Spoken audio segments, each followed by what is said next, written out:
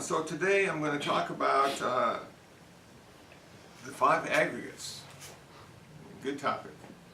And as it pertains to the Heart Sutra, which is chanted every day in every Mahayana temple around the world. So that's how famous this thing is. But I'm not going to do the whole thing. I'm just going to do the second verse. And the second verse goes like this. Shariputra, form does not differ from emptiness. Emptiness does not differ from form. Form then is emptiness. Emptiness then is form, sensation, perception, volition, and consciousness are also like this. So as we start to take apart this paragraph, what we find is a profound philosophy, like a little jewel, if you will. And what it's saying is, number one, form is emptiness and emptiness is form. So what we find are form is reflecting emptiness, emptiness is reflecting form. The intellect has taken them apart and made them separate. But nothing is ever separate, and nothing is ever independent. So we find an issue in trying to see the ultimate truth in the statement. The only way you can see form and emptiness at the same time is to have choiceless awareness, which is what Suzuki Roshi talked about in Zen mind, beginner's mind. But once we make a choice, everything is separate. So, the five aggregates, who we are, according to early Buddhism. Now, the Buddha never said we were simply one thing or another. We were many things.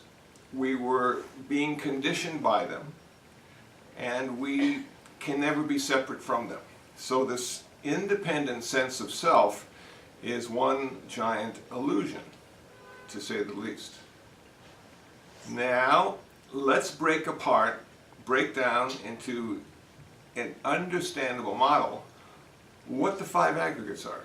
Form, sensation, perception, volition, and consciousness. Form is a big deal because form is like everything. It's the form we have, and it's the form that the universe has, and these two forms interact all the time. But that's a relative understanding. These two forms are so interrelated and so interconnected that they are never independent. It seems that they are because of intellect and perception, but that too is an illusion. So we start with form, and it's everything we are, and it's everything else is. Now we come to consciousness. So as a human, we need those two things to work together. We need the form, and we need the consciousness. If you've ever seen someone who's unconscious, their form is absolutely no good. If you've ever seen just consciousness, you realize it's a very limited existence, oftentimes in the heaven realms. But we can't find consciousness here apart from form. So we understand that humans start out as nama rupa, name and form and consciousness. The consciousness I'm talking about is a rudimentary consciousness. It's not a specific consciousness. It's not an independent consciousness. And it's simply an awareness. An awareness. A rudimentary awareness. So we have this awareness and we have this form. And all of a sudden, it is stimulated, both of them, by sensation. Sensation stimulates consciousness. Sensation stimulates form. The Buddha said we have three kinds of sensation. We have pleasant sensation, unpleasant sensation, and neutral sensation. So most of us aren't aware of the neutral sensation. It doesn't stimulate any kind of attention. It's oftentimes looked over and seen as not important. So we have the pleasant and the unpleasant, and if they're strong enough, they will stimulate a response. So generally speaking, we go into the world and react to it. And the first thing we react to is sensation. It is also the beginning of our suffering. If it's a pleasant sensation, it creates a desire to cling and attach to. If it's an unpleasant sensation, it creates a desire of aversion and avoidance. So this desire, as we know from the Second Noble Truth, is the reason we suffer as humans. First Noble Truth, life is ultimately unsatisfactory. Second Noble Truth, because we have desire and clinging and aversion and attachment and a thirst that we want to quench. Third Noble Truth, Nirvana, the end of desire, the end of attachment, the end of aversion. Fourth Noble Truth, the 8 simple steps to achieve our freedom. So now we have the sensation, and it is either pleasant or unpleasant, and we need to do something with it. It is calling us. It says, I'm here. Either run away or run for it. And we now have perception, which allows us to identify it. Now the identity is very important, because we have spent our whole life learning how to identify and name things in the universe, things of form, things on my form or the worldly form. And it starts with our parents.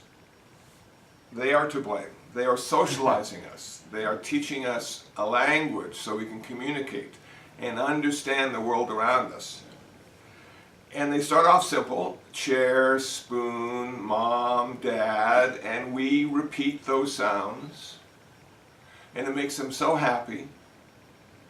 And the sounds ultimately have nothing to do with what it's being connected to. The sound at chair has nothing to do with the form chair. But in our consciousness we connect them. The sound and the form become connected, and that is called understanding. And then we start connecting other sounds to other forms, and we might have a vocabulary of 5,000 words or 10,000 words. We can even connect to conscious, invisible models or paradigms. Something that we're told, like for instance, freedom. So we now have to connect to freedom. What does freedom mean? And if you talk to 10 people, they'll give you 10 different reasons why freedom is good and what it means to them. And then we have to choose what our freedom is, how we're going to use that word in our life and what it means to us. So we continue to build our vocabulary. We continue to look at the world not as an interrelated whole, but as a separate entity with 10,000 pieces that we will assemble and have that be our experience of the world. So perception is stimulated by sensation. For instance, if I'm thirsty and I have a water bottle or a cup, I have the form of the eye falling on the form of the cup. And because my consciousness is there, a sensation arises, and it is a pleasant sensation because I am thirsty and hope to quench the thirst. But now I have to name the thing that I'm looking at so I can use it. And I name it as a bottle, a water bottle, perhaps a certain kind of water bottle, one that I have a preference for, which creates an even greater sensation to attach to it and to use it to quench my thirst. If, on the other hand, I'm in the backyard and I happen to gaze over and see the hose, but it's very dark, it's a moonless night, and I misinterpret the hose for a snake, the sensation that arises may be fear and dread, and I have great aversion, and I will try to run away from the hose, thinking it could do me harm. But if I turn on the light, that whole perception changes. And now I know it to be a hose, and I see the flowers need to be watered. It's a much different reaction based on perception. Can our perceptions be faulty? Always. Today I'm not wearing my glasses. If I were to wear my glasses, you would all look dramatically different. Right now you're all good looking because you're in soft focus. So my perception varies through sight, through hearing, through smelling, through tasting, through touching. Those are my sense doors. My sense doors are the portal to the world around me. They too are limited in what they can bring in. If I had the eyes of a hawk, I could see much further than the eyes of a human. If I had the smell capability of a cat, I could smell 10,000 times greater than I can as a human, which probably wouldn't be an asset. And it continues. So I am limited because I am human. I am limited because I have human sense doors. And I am limited because my perception is now based on experience and education. So you can see in giving a talk that it is amazing that anyone can understand what you ever say, because they're filtering it through their perception of who you are and what you're saying. But the problem is I'm still thirsty. I have named the bottle. It's Dasini. It has added minerals to make the taste even more enjoyable. And now I have to bring it to my lips in some way. And I do that through volition. So we have form, sensation, perception, volition, and consciousness. The last one in this model would be volition. How do I use it? Well, I use it because I have used water bottles before. I have created habit patterns. And these habit patterns allowed me to go through my life half awake. I don't have to wake up totally to drink from a bottle of water because I've done it 1,000 times before. I can even be thinking about 2 other things and open a water bottle and find my lips. How cool is that? The problem with all our sankharas, habit patterns, volitional activities, is generally they are based on past experience. So we assume every time we open a water bottle, it is going to be the same way. And what I have found in my life as I get older is everything happens for the first time. It's an illusion to think that you've ever had a drink out of a water bottle, because the person that drank from that bottle was different from the person that's sitting here today. And that water bottle is different from the one you drank from last time. And the water itself may have a different taste depending on what you've eaten and how well you slept and how sensitive your taste buds are. So it's always for the first time, and we are locked in the pattern of habits. And we will never be free if that is the case. We need to find the key to open the door and allow us to have freedom from our habit patterns. Now, in 1995, I had the great honor of going to Sri Lanka. Number 1, to pick up Reverend Karuna, and number 2, Dr. Ratanasara was opening the College of Buddhist Studies over there, which is called, not the College of Buddhist Studies, but Buddhist Studies International. Buddhist Studies International. And it was a big deal. We had a parade, and we had honorable people giving talks, and I was there suffering from jet lag and using most of my habit patterns just to get through the day. But I remember the 24-hour stopover in Singapore. Now, I had never been out of the country before, so I had no idea that the world was different than what was told to me through the news and through movies and through documentaries and personal accounts of traveling. The world is an amazing place, but it is a confusing place if you're using American habit patterns. So I was in the hotel in Singapore and wanted to take a shower. And I kept looking at all the knobs and handles and couldn't figure out how to turn the darn thing on. So I just sort of sat down and gazed at it, thinking, you know, I've taken tens of thousands of showers in my life and never had a problem with turning one on. And now I'm in a foreign country and they have a foreign way of doing it. So I had to wake up in that moment.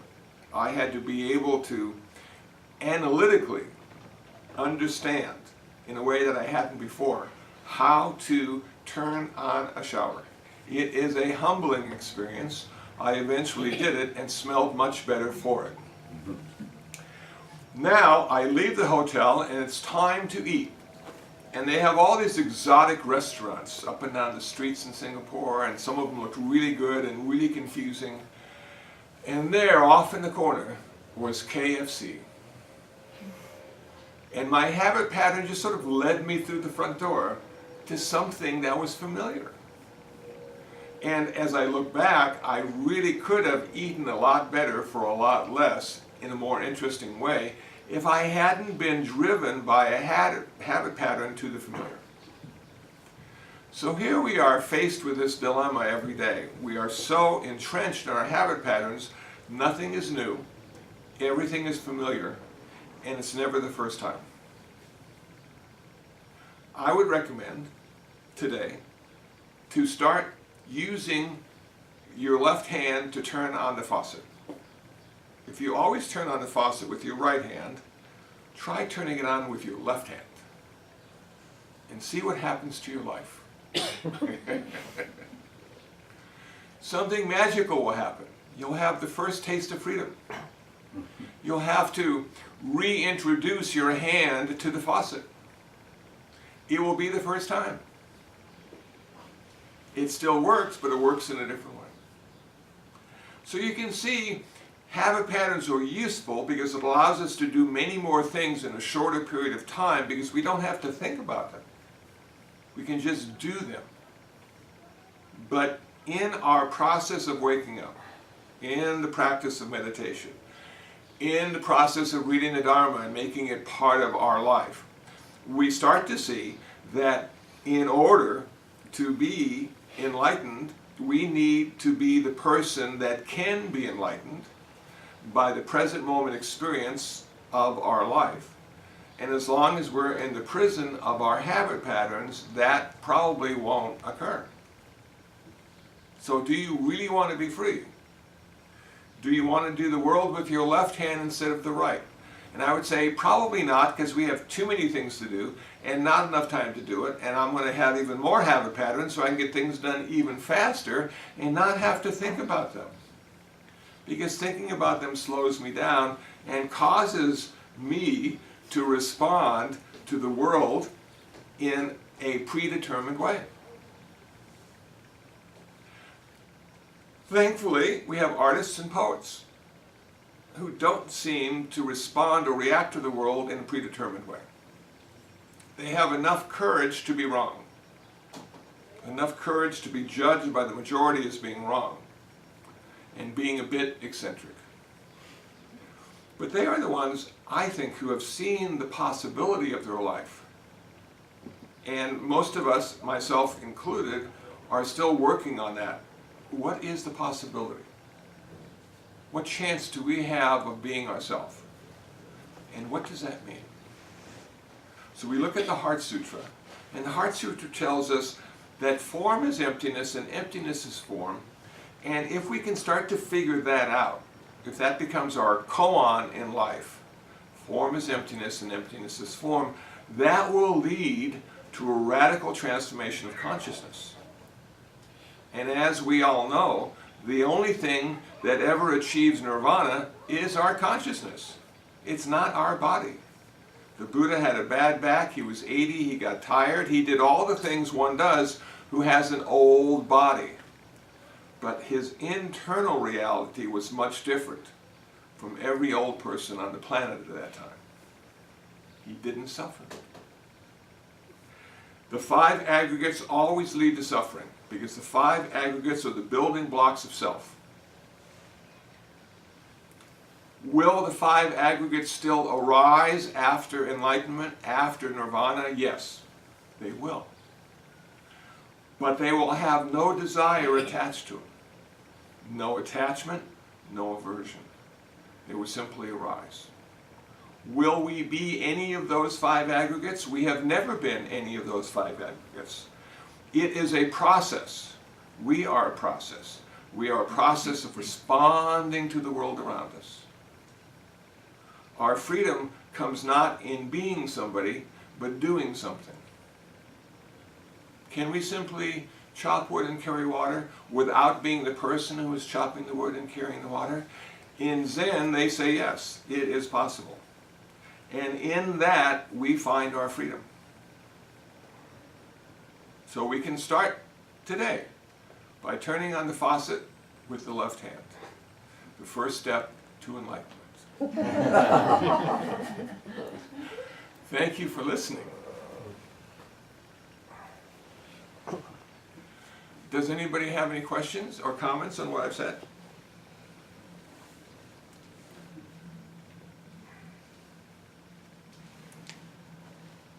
Okay.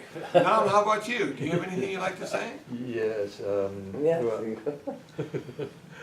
Well, this is very hard to understand about, the Heart Sutra. A lot of people are still struggling about understanding the Heart Sutra. But I heard a lot of people, they said that in Buddhists they don't talk about body and soul and spirit. So where the people go after they die. So you talk about the five aggregates. So how is the fit on the other one? Where do they go after we die? Yeah. Yeah. Well, this gets to be an interesting challenge, I think, for Buddhists, life and death. Who was born and who dies? Where were we before we were born? Where will we be after we die? And I think for most of us, we can only imagine, or maybe fantasize, or ruminate, go into a deep state of concentration, focused, and wonder what it all means, and wonder if we will have an afterlife that we like. I was watching something on Muhammad Ali, who passed away yesterday, and he was giving hundreds and hundreds of autographs. And he said, each time I give an autograph, I get closer to heaven, because I'm doing good things. So I think while we're alive, the things we do could be meritorious, could be deposited in our karma account, will be useful absolutely at our point of death and rebirth, because nothing we have in this world will be of use to us or have any value. It's going to be all the good deeds, thoughts, and speech we've done throughout the life that will make the difference. Do we get to go along? Will we be in some place and recognize ourselves and others and the place? I would say from a Buddhist perspective, no, we don't get to go. But the guy that lived my life yesterday didn't get to go into today's life. Yeah. He was left behind. And so I took his place. And I have his memories, and I have his regrets, and I have all the things that made him who he was, but it's the new me. And if there's enough new me's, I have even less hair and even worse eyesight. But that's part of it. So when I die, the person dying is not the person who will be reborn. It'll be another person. Or maybe an animal. Or maybe a deva. Maybe I'll get a really good birth and not even have to have a body, but just be radiant consciousness. Feel no pain or suffering. Bliss and happiness will be what I feel every day. But see, all those things aren't really important to a Buddhist. The most important thing to a Buddhist could be, what am I doing today? What am I doing right now? How much of me is invested in that? Or am I hoping for a better future because I don't like the present? Or do I regret the past because I could have done things differently? All those things are just mind states and thinking. Our future life is thinking, our past life is thinking, but what our body is engaged in today is the most important thing we'll ever do. Sometimes when I forget that, I will pinch my hand. And the reason I'll pinch my hand is because I realize that sensation always happens now. It doesn't happen in the future. It doesn't happen in the past. It becomes an anchor to my present moment experience. And then I begin. And if I can stay there, I will have no birth and no death. I will just have the present moment experience of my life. Thank you. Very good.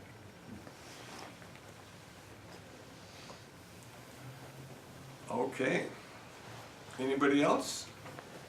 Yeah? No? Okay. Good. I've said everything. Yes. Question? Just a question, please. Is there a fundamental difference, what is it please, between Zen Buddhism and Theravada? Yes. Would you like to hear what the difference is according to me? That'll do. Because that's the only difference I can give you.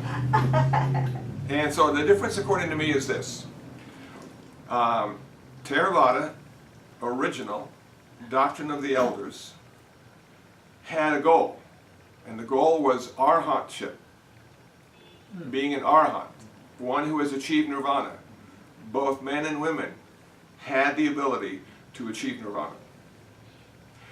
Nirvana is the end of suffering, the end of karma, and the end of all future rebirth. It is a practice, it is a philosophy, it is religion. Around the 1st century, we had this reform movement. The Protestants of Buddhism arose in the world and said early Buddhism is very selfish. They're only thinking about themselves. They only want nirvana. We, on the other hand, are the great vehicle. We care about everyone. We are going to postpone our nirvana until everyone else has theirs. Our goal will be enlightenment. Our goal will be not to become an arhat, but become a bodhisattva, one who is of service to others until all have achieved nirvana. Enlightenment, according to me, is the direct experience of the interconnectedness and interdependence of all phenomena. But it does not end suffering. Bodhisattvas suffer. Only nirvana ends suffering. It does not end rebirth. And a bodhisattva vow is to be reborn as a human for eternity until all humans, all sentient beings have achieved their nirvana. So, it became a certifiable religion in the Mahayana.